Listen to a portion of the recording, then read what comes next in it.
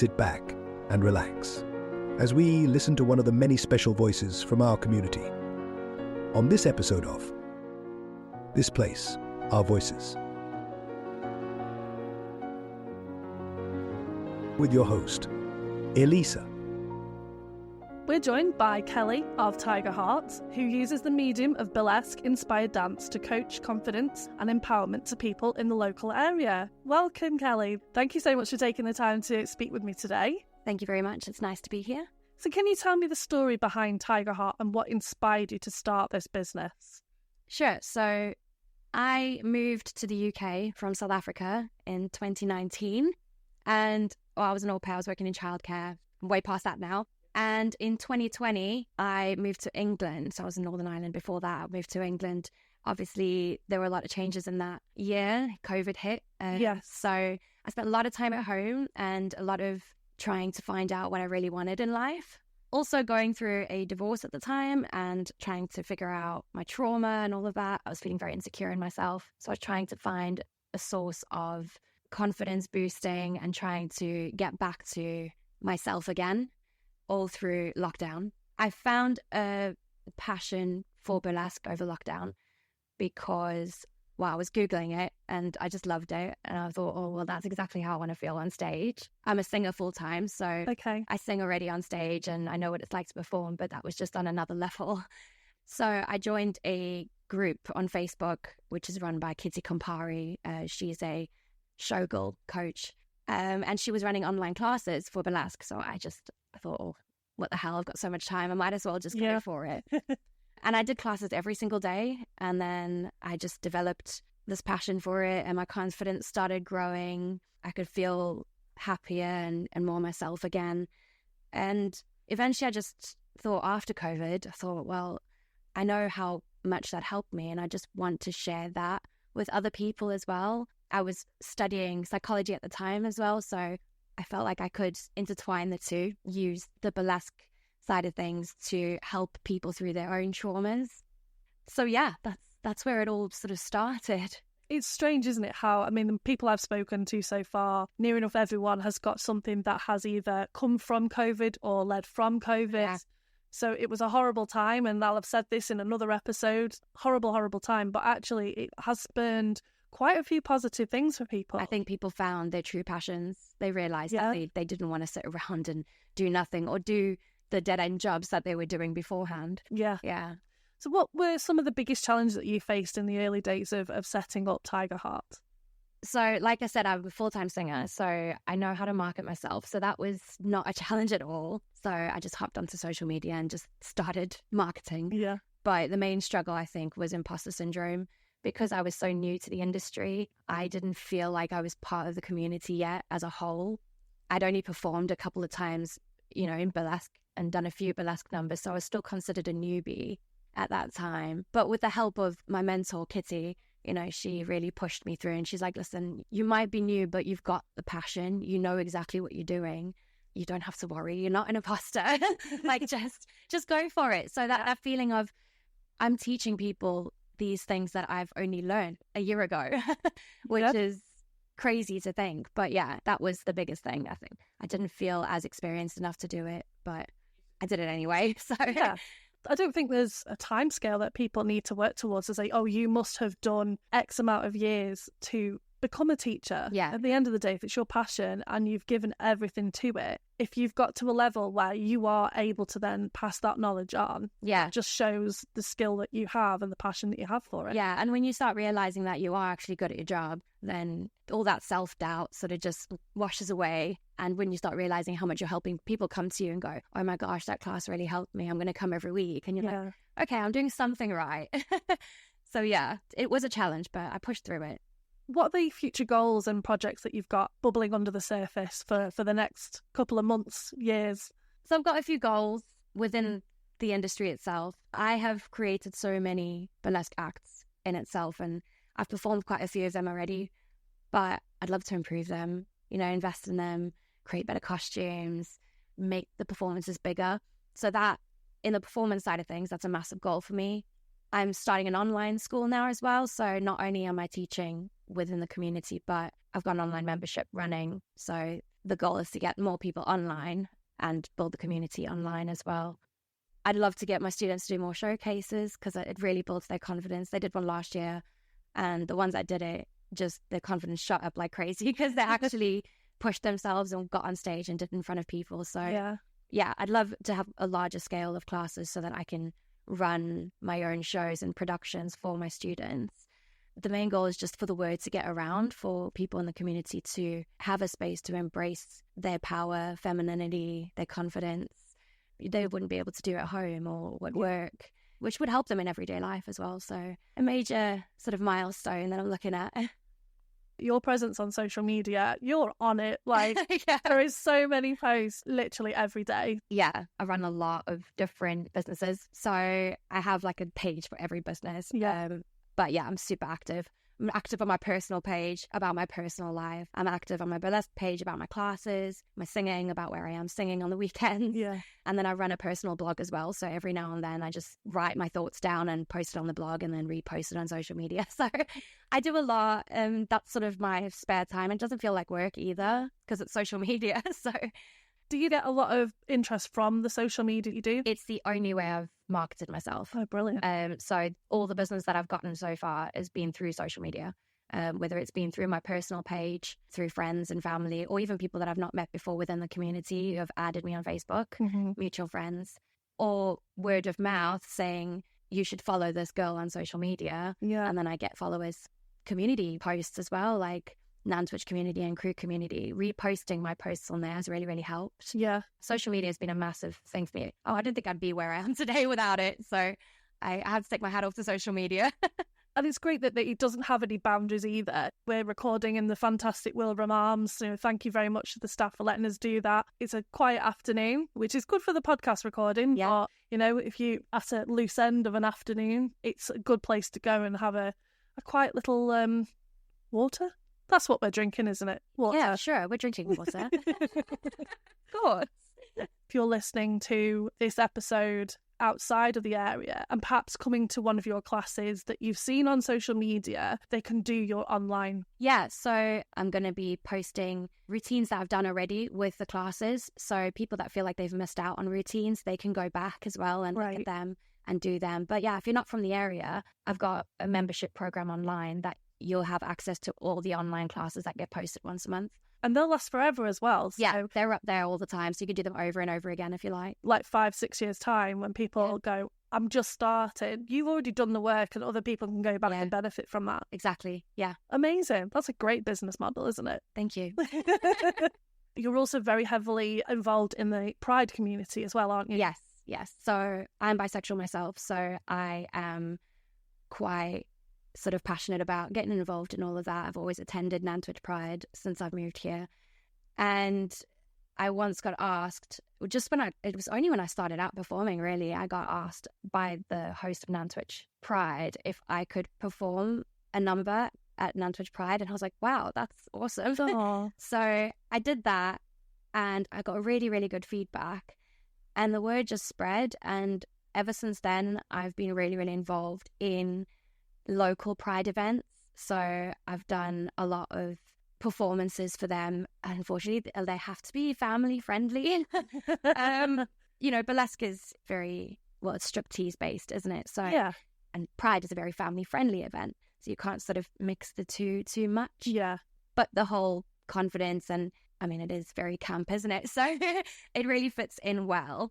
And yeah, I just built a relationship within the community with all the drag queens and with all the organisers, and it's just been lovely. I did a charity fundraiser this year for Sandbatch Pride, which was called Burlesque, and I was the only burlesque performer there. So it was a full show. I did all 8 of my burlesque numbers, and they just slotted the most amazing drag queens in between my numbers. Oh, wow. And it was just such a great event. I've done Crewe Pride, Nantwich Pride, Sandbatch Pride, and I'm hoping that next year I can get into Macclesfield, Congleton, and along the line, further down the line, I can maybe get into something like Manchester or Liverpool. That'd be really good. That would be amazing. But yeah, I think I'm going to start focusing on the after parties because I think that the burlesque would do really well there. Yeah. Or doing workshops even. With the after parties, would that be less family friendly? Oh, yeah, 18 plus. Yeah. So Yeah, I can great. go full out and I'm happy with that. Yeah, a bit like Hollyoaks After Dark. Exactly. And it's like the drag queens, you know, they go through a similar thing. Yeah. Because a lot of the drag queens that I've worked with for Pride, they have to keep it very family friendly. And they're just dying to, you know, crack some crude jokes or something, and they just can't do it. So, yeah, we are looking into organising some more 18 plus events for the Pride events that people can attend. Quite a few double entendres, I'm sure they get in there. Yeah. Yeah. What does your average Showgirl Sass student look like? So, it's a bit of a complicated question because they vary. Yeah. We've got different ages, we've got different body types, different genders.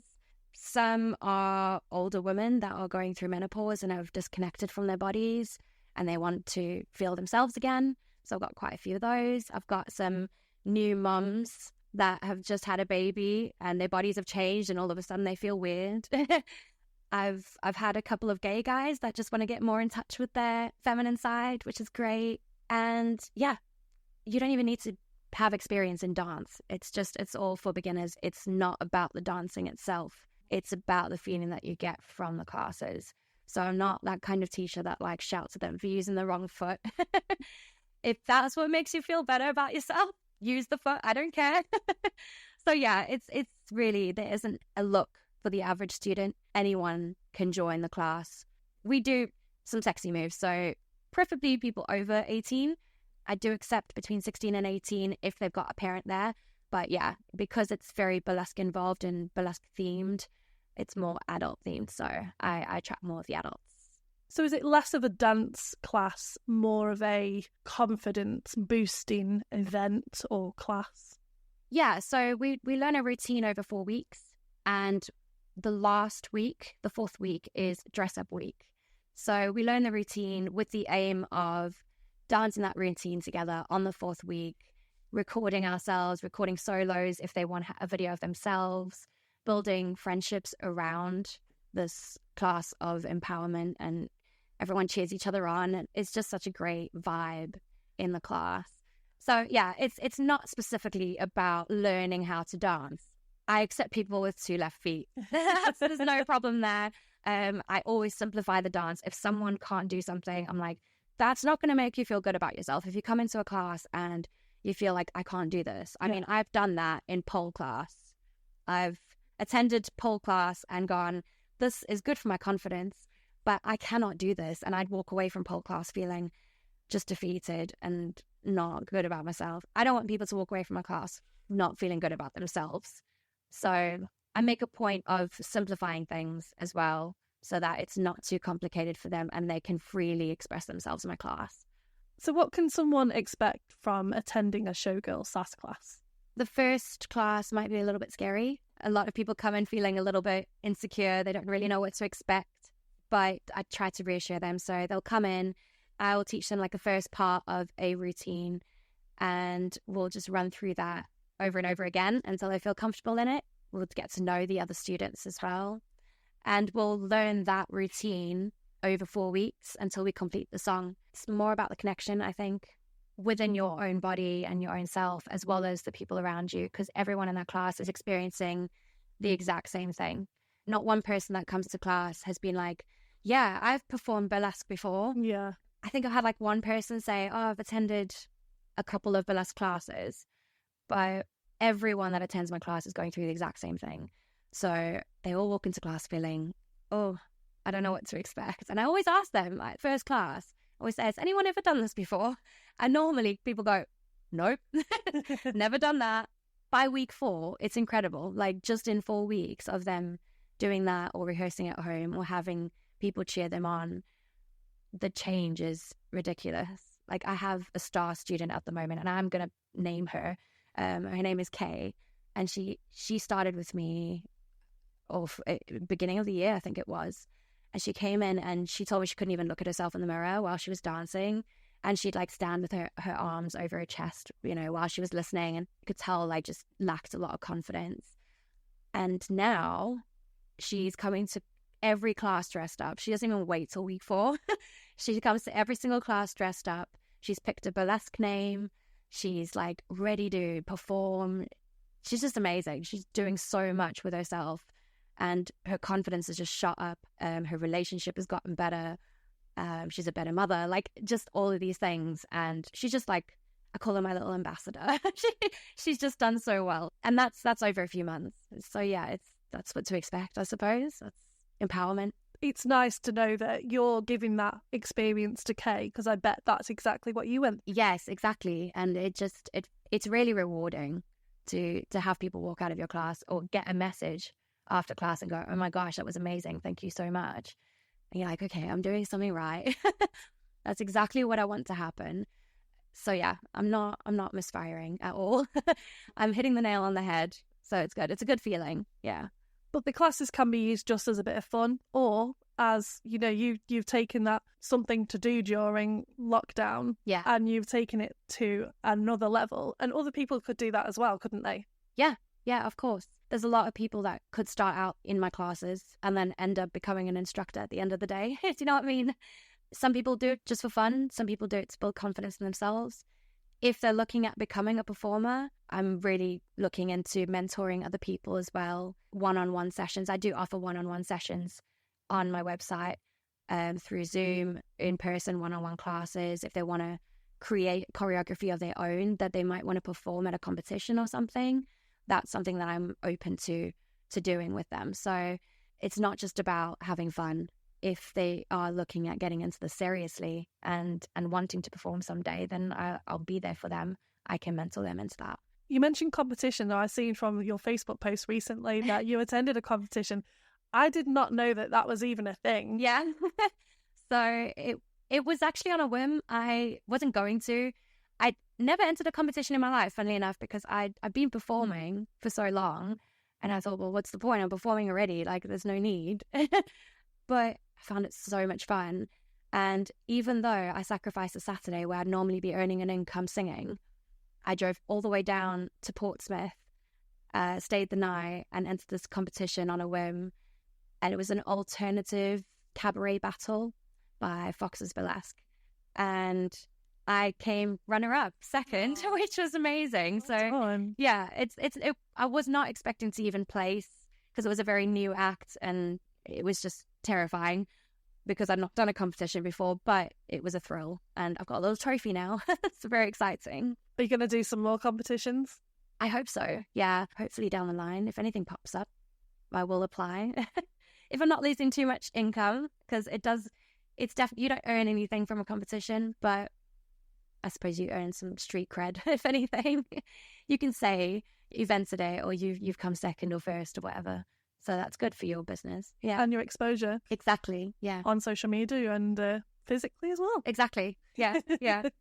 I want to ask, how do people find out more? But just literally open Facebook and you're there. Exactly. All over it. Yeah, if you're part of the local community, I'm very easy to find. I probably post like once or twice a week on the local community pages.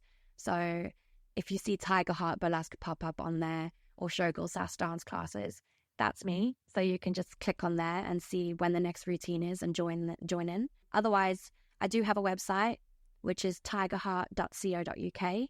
So that has all my memberships on it, everything that I offer. And then that will also have my online classes. But yeah, social media, Facebook, Instagram. My Instagram is tigerheart.kelley. That's my singing page. And then I've got Tigerheart Burlesque on Instagram, which is my classes and my confidence coaching. But yeah, there's different ways that you can join the classes as well. So I offer the monthly membership online if you're planning on sticking around for a while. So that's the best value. That's only £24 a month and you can attend any class you want. Or you can pay per class if you just want to stick your foot in the water for now. That's £10 per class. Or you can buy 4 classes up front because we do one routine over 4 weeks and that's £30. So it's all up to the person on what they'd like to do. The first month of the membership is free as well. So if you feel like you don't want to spend that money time and time again, but you want to try it out for the first month to see how it goes, welcome to do that as well. And even if it's not for you, say you've seen the posts and although you may support it, it's maybe something that you're not ready to do or not of interest. We keep saying this and it is very true. Liking and sharing and following does not cost anything and you don't know who else may see your posts. Exactly. Yeah, the word of mouth is huge on marketing. So if people know any friends that might be suffering with a bit of body confidence issues or anything like that, send them a link or just reach out to them and say, hey, I know a person that might be able to help. Or, you know, if you're that person who feels I'm not ready to attend a class yet because I don't want to dance in front of other people, just pop me a message and we could probably sort something out. Like I said, I offer one-on-one sessions as well, so that helps, and then the online classes as well. And I'm happy to sit on Messenger and have a discussion about what you're dealing with as well. I'm not going to charge you for a conversation. So I'm very open to hearing people's stories and how they're feeling and how they can improve and help them with that as well. Do you do things for hen parties? Yes, I do. Oh, brilliant. Actually, one of my students have just booked their hen party with me. So I have packages for hen parties as well, where I do workshops, but I've also got like performance packages as well. So I can do a little burlesque number, or I can do a mini cabaret show. So I can bring like a drag queen in, a magician or whatever. Great. So yeah, I offer little hen party packages too. So if anyone wants to do that, that's also fun. And Nantwich is a great place for the after party. Oh, for sure, yeah. There's so many pubs here. So absolutely. Yeah. Make sure you start at the Wilbraham Arms. Start at the Wilbraham Arms. Have some dinner here first, actually. The food is incredible. Thank you so much for taking the time to talk to me today, Kelley. It's been absolutely fascinating, and I hope that people get in touch with you soon and we can get those classes booked up for you. Thank you very much. It's been a pleasure. Thank you. If you enjoyed today's episode, please follow our Facebook page, This Place, Our Voices, where we share updates, highlights, and more ways to connect with our community. And don't forget to follow This Place, Our Voices on your favorite podcast platform and leave a review. It really helps others to find us. Be sure to join us again to hear another voice from our community. Let's keep building a community where every voice has a place.